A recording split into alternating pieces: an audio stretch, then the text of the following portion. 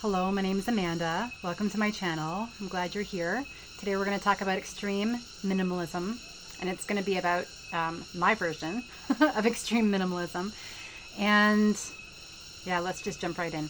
So first off, I don't think this is a lifestyle that is going to be convenient for most people, and it's actually not something that I ever dreamed I would be doing, but sometimes the soul takes over in our spiritual journeys. And one of the ways that my soul took over was to lead me to this lifestyle and the gifts that it involves. So that's what I would like to talk about. In 2017, I had a near-death experience, and at the time I was living a very typical Canadian lifestyle, working full-time as a paramedic in a long-term relationship, took 2 weeks holiday per year, shoveling the snow, working in my garden, and going hiking on my day off. I have been very blessed to be able to live in Canada for most of my life, and have a lot of the benefits that have come from being born in that country. Then after my near-death experience, slowly a lot of changes, subtle at first, but then more and more powerful, started to take place in my life that I didn't feel were coming from the regular me, the personality and the ego that I was raised to be, that typical, more or less typical Canadian woman in the 80s and 90s. Something else completely took over that was much deeper, that had much more momentum, much more urgency. And I don't mean urgency in like a speedy way, but an urgency like importance. So there were pushes from the inside of me to make new decisions, as well as there were circumstances that would dramatically change outside of me to be sure that I made those decisions. That's why I really have experienced that the universe is inside and the universe is outside, working together for the soul to move along a path that is extremely unique to the soul. So if you're on a spiritual awakening path, whether it's been like a slow burn or if it's been like a sudden baptism by fire or somewhere in between, you know what I'm talking about. That another deeper, sometimes archetypal force starts to push us in certain directions, either by inspiration, if we're really subtly listening, or by aversion to things that we never used to feel aversion towards. Tragedy, loss, illness, anything good or bad can start this process. But the thing that makes it very real is there's not much that you can do about it. You can resist, you can procrastinate different crossroads that are presented to you. But at the end of the day, you're going to be getting where your soul wants you to go. It's just a matter of if you're going to do it like kicking and fighting, or if you're going to notice the subtle signs. So for myself, after this accident and after splitting up with my long-term partner, the first thing that I started to notice was that my job was a lot harder on me with my kind of new sensitivities than I could handle. And so after working many years in jobs that involved various emergency response, so like I'm an ambulance paramedic, several years in addiction and mental health housing, several years in a halfway house for teenage girls. My work and my life was always very dramatic. It usually involved responses to crisis situations, and I had just become very comfortable with that fast-paced, problem solving on your toes, momentum kind of lifestyle. And I loved it. I loved it. And then suddenly I'm in my same body, but having a very different life experience where working night shifts, responding to emergencies was very shocking and hard on my system. And I started to develop problems that were like chronic health problems related to stress, related to lack of sleep, related to problems with cortisol and these kind of things. So in that first year after the accident, I did okay at first, but then I found it more and more challenging to work at this job, although I loved it and I loved the people so much, the team that I had worked with in my small town. So I ended up leaving that job thinking that I would maybe just take a break, take a couple months off of work, get recuperated, and then jump right back in. But that was not how things would go, because in those couple of months off work, and I was living in my camper van. It was a summer. I was going to spend the summer with my dogs in the forest in my camper van. As the days started to number and it was about time to go back to work, I started to feel strong aversions to going back. I couldn't put my finger on it. I couldn't name why. But I had developed such a peacefulness and a comfort in my body and an amazing sleep pattern and so many gifts in these last couple of months off of this shift work that even though I loved my job, my body was saying no. My body was saying no. Everything in me was screaming and dreading going back. And so I ended up leaving that job for those reasons. And that decision led to another decision. And in all that time, I downsized from my house to my camper van, and I had a little storage locker. And then the winter was coming after that summer, and I realized I couldn't live in my van in Canada, in chilly Canada for the winter. So I would have to decide what I was going to do. And I ended up downsizing again, giving and selling a lot of the things that were in the van and pretty much everything that was in the storage locker, and going to Mexico. And I never thought I'd do that. I thought I'd want to keep all my keepsakes and my favorite things, my favorite art and my skis and a couple of really nice pieces of furniture that I just really cherished. And suddenly the drive to go to Mexico to explore the world was greater than my drive to find a new place in Canada, keep attached to my belongings, buy more belongings. Like, it was kind of like comparing a bruised apple to a fresh, juicy apple that someone just picked off a tree. It's like, of course you're going to choose the fresh apple. So without feeling like I was like having trouble giving up what remained, I gave up what remained. And after I sold the van and my belongings were gone, another layer of peacefulness and another layer of contentedness started to seep into my experience, very similarly to when I had been off work for those months, but it was like another layer to that. And it just kind of felt like I had less to worry about, less things to upkeep, less things to store, just a simplified way of being with my big suitcase. I had like one suitcase left and one little box at my friend's house of photos and stuff. From there, some friendships, relationships kind of naturally fizzled away, me being out of Canada and also having less in common. We often lose friends, lose connections with other human beings during our journey. There's nothing wrong with that. Some people judge that. But when you're changing all the time, when the inside of you is changing, you're having different priorities, naturally, energetically, those people are just not going to cross paths with you. You're not going to have much to talk about. You're not going to be excited about the same things. And so those beloved people, the connection to them might fizzle a little bit or a lot. And so the minimalization continued. And eventually I found myself on a very much a hermit phase, many hermit phases, many chapters of months and months and months of hermit phases where I was spending the majority of my time alone traveling, sometimes meeting new like-minded people, but they were often also traveling.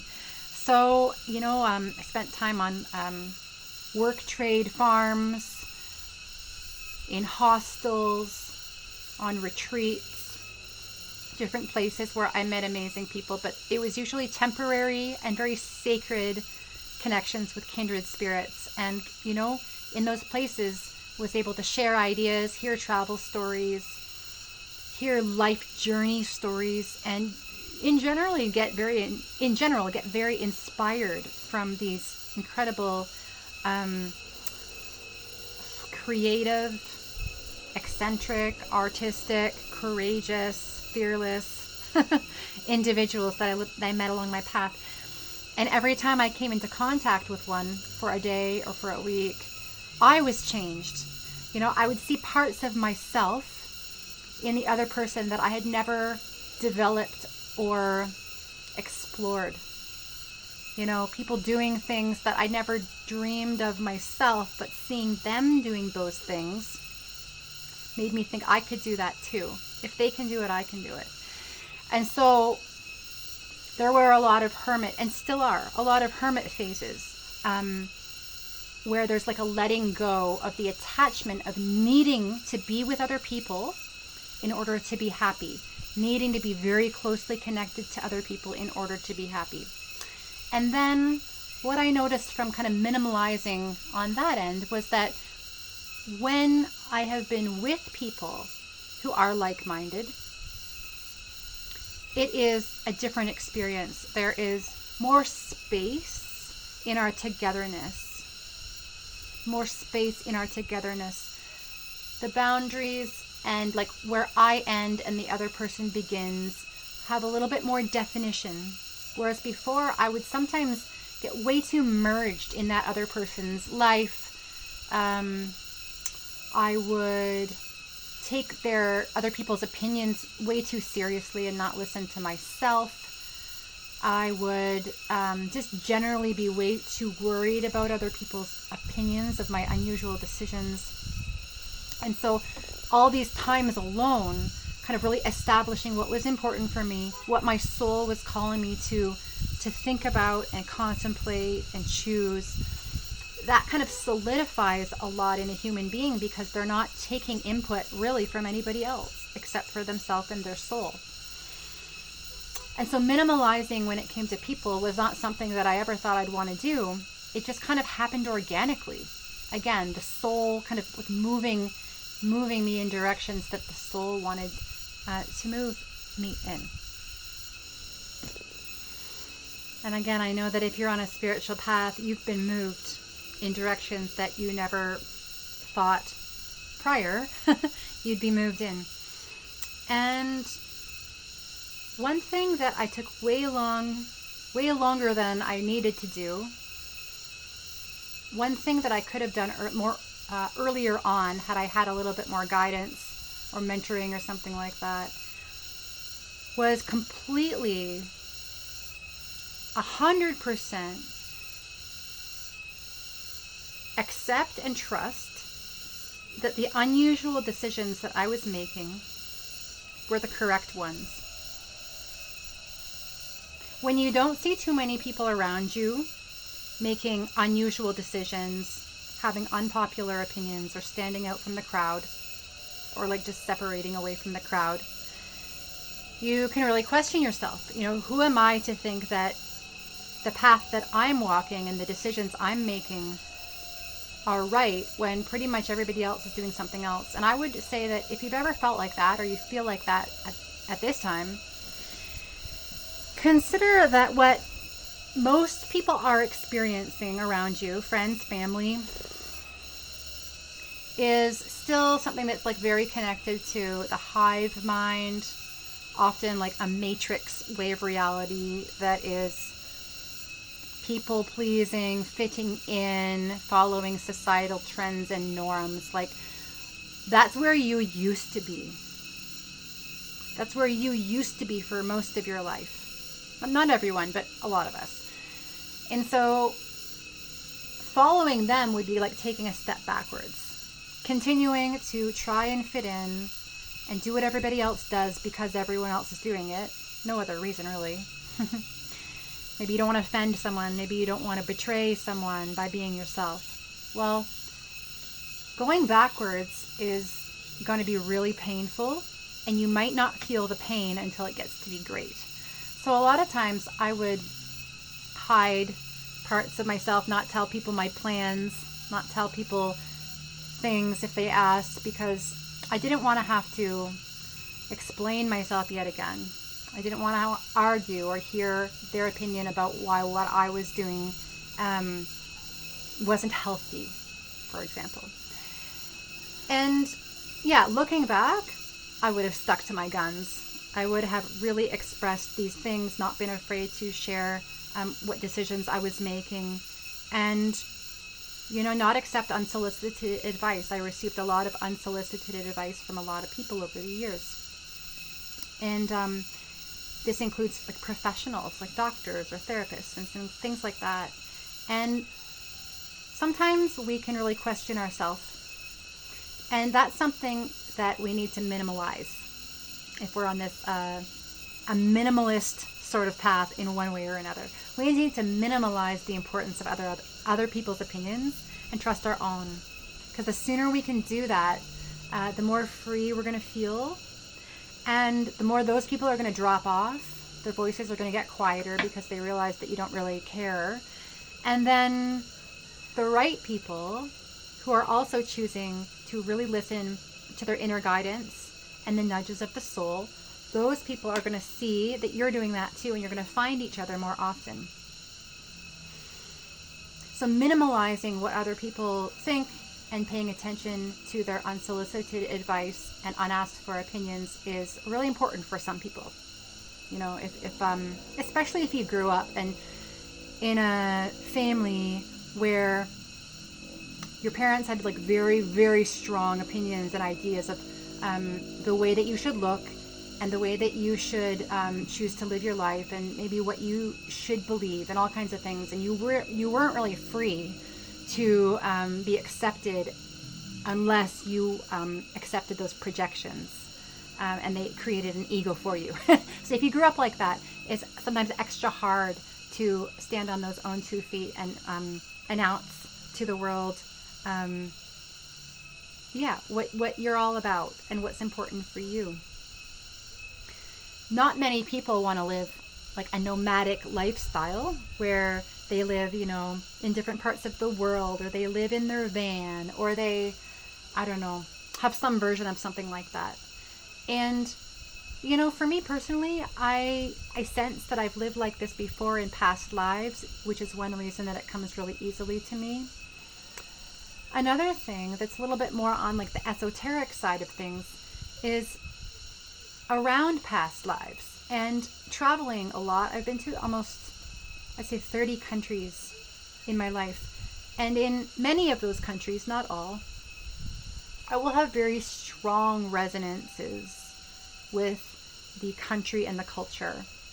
I will feel very connected in some way to the land, and I'll have flashing pictures in my mind of old times, ancient times, of what it was like and how it felt to live in certain areas, as though I have lived there before. There is a certain familiarity that comes with certain countries and cultures for me. And looking back, revisiting those lands has awakened a part of me, or several parts here and there, that wouldn't have otherwise awakened. Unless I would get to a destination, I would never get that experience and that feeling, and therefore that remembrance of that part of me that was alive. Or maybe it's part of my genealogy, my ancestors. Maybe I had an ancestor who lived there. Maybe it wasn't my past life at all. But either way, there's a resonance. Some of the top places for me have been Ireland for sure, and I know that I have ancestry there, so that one's a little more obvious.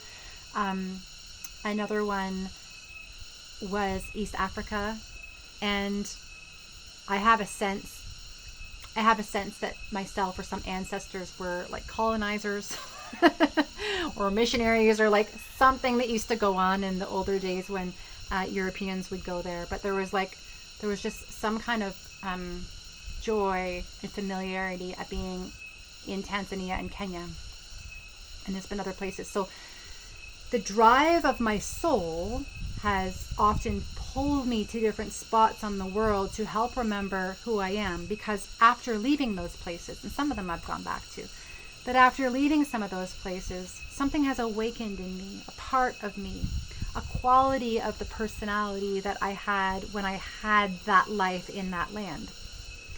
And sometimes I've had difficult memories surface from living in some of these places.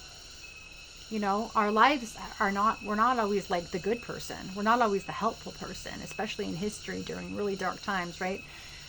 And so just feeling into having like responsibility for myself or my ancestors and what they might have been up to, you know, on some of these lands.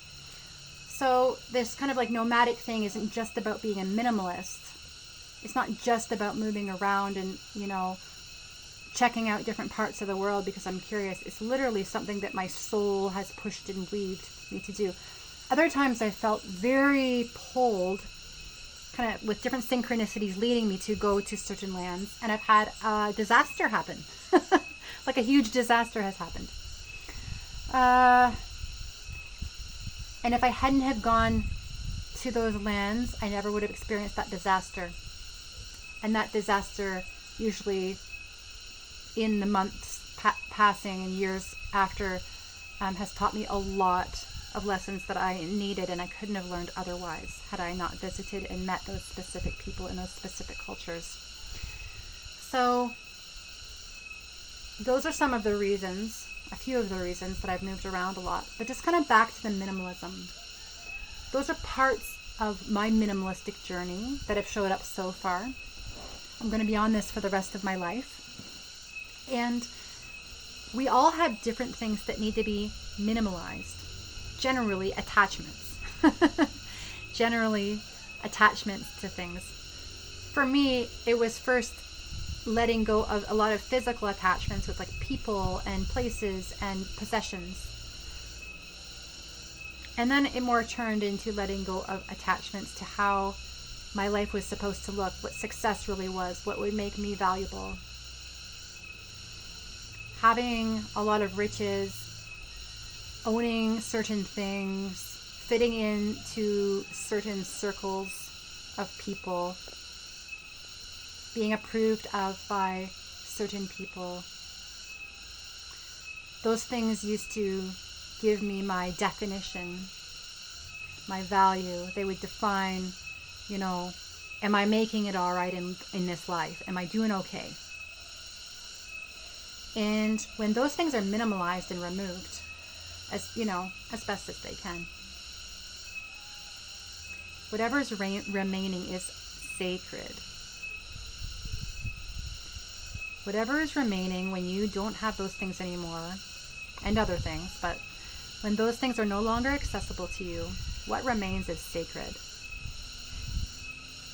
The essence and the feeling and the knowing of your own sacredness is really difficult to find when you're defining yourself by the matrix values of this world. It's really hard to find these. It's not impossible, but it's pretty hard.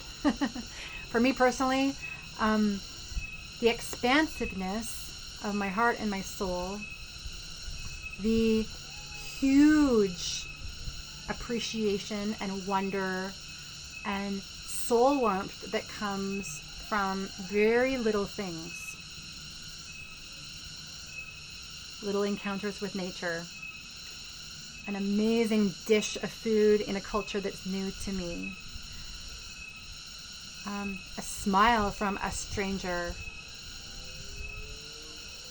These things start to have more of a oomph. They have more of an energy to them than they used to.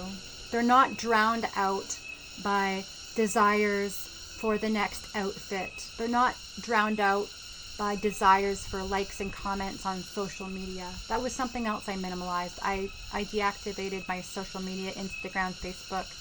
I canceled Netflix. This was part of what I needed to do, to minimalize the stimulation and the input and the dopamine. I need another dopamine hit. I need another dopamine hit from things that are outside of myself. There's nothing wrong with those things, but I can promise you that when they're out of your life for a while, not only do you not miss them, they sound kind of like overwhelming and distracting from the most beautiful wonder the most amazing little sacred moments and significance of the free things and the randomness of the people that you meet. The inspiring books that come your way. That stuff just starts to really feed your soul in a way that it couldn't when all the other stuff was in the way. And that's why I'll never go back. There's no question in my mind that I would pick up any of those things that I've had the opportunity to drop off. They seem and feel energetically heavy now. They were perfect for when they were in my life, but that time is over forever.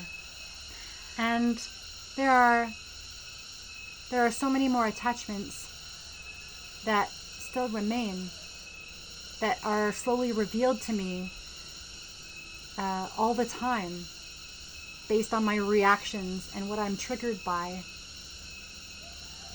But every time that I do follow my soul, and do my best to let go of what I'm shown through my reactions and my triggers, more space has opened up. And then more satisfaction and wonder comes from these other free things. Just incredible. But you'd have to experience it to believe it. And I know that most of you guys are on this path, and so you have felt a lot of this already. And to you, I would say keep walking. Keep letting go. You know, you can always go back and pick it up, but why not try and let it go and see how that goes for you? You might never go back and pick it up. And so how does this relate to near-death experience? Near-death experience changes everything. When you are suddenly separated from your body and your car and the person that you love the most in this life, and none of those things and all the other attachments are available to you, and then you come back, you realize, I need to be okay with letting go of everything. Well, I want to be on the path of being okay with letting go of everything. And instead of the universe ripping it out of my life to see how attached I am or not, why don't I release the attachment myself? Why don't I just release the attachment of myself and beat the universe to it? Woo! My camera always falling down. All of us are always at a crossroads of some sort. It might not be like a crossroads that you need to make the decision today, but a decision needs to be made at some point about something for most of us. And a lot of times we're procrastinating that. So, just getting curious about what crossroads is next for you. And then dreaming into what could open up energetically as a result of that crossroads and making the decision that your soul is going to want you to make. One other thing about anxiety and panic during spiritual awakening processes. This is just one way of looking at it. It's one resource. It's not the only way, but I have found that sometimes I've been spending too much time in anxiety and panic that I don't really know what the anxiety and panic is all about. I'm just feeling it in my body and I'm processing it. But if I look at what crossroads is in front of me, what decision I am delaying making, I tell myself what my soul is calling me to decide, and then I make a move towards that. I make that choice. I step out there and make that choice. Then the anxiety goes away. Being a human and being on this planet, a lot of what we learn is through pain. A lot of what we learn is through struggle and difficult emotions, challenging emotions. That's just the way it is. But if you're someone who's dealing with a lot of rippling or crippling anxiety and panic under the surface, and it's not really making sense why you feel so unsettled, at least ask yourself the question, what crossroads am I at, and what does my soul want me to choose? And try and choose today. Try and make a move towards your decision today. And see if that anxiety doesn't fizzle almost completely. Yeah, that's something that I've learned. Working with fear and anxiety over these years with all these changes has not been easy. And it's not going to be done anytime soon. But learning how to find out the subtleties and the ways of alchemizing these fears and then making it all work for me is something I'm absolutely committed to. Instead of running away from the fear, instead of just like fighting it until it goes away, just getting a little bit more curious, like what else could be going on here, and how could this be somehow for me? How could this be somehow for me? Because usually we find out, if we're really serious about self-inquiry, that it is somehow for us. And it might be calling us to do something that we don't want to do. So, yeah. I think that's everything. Thank you so much for being here. Please like and comment. And journey well.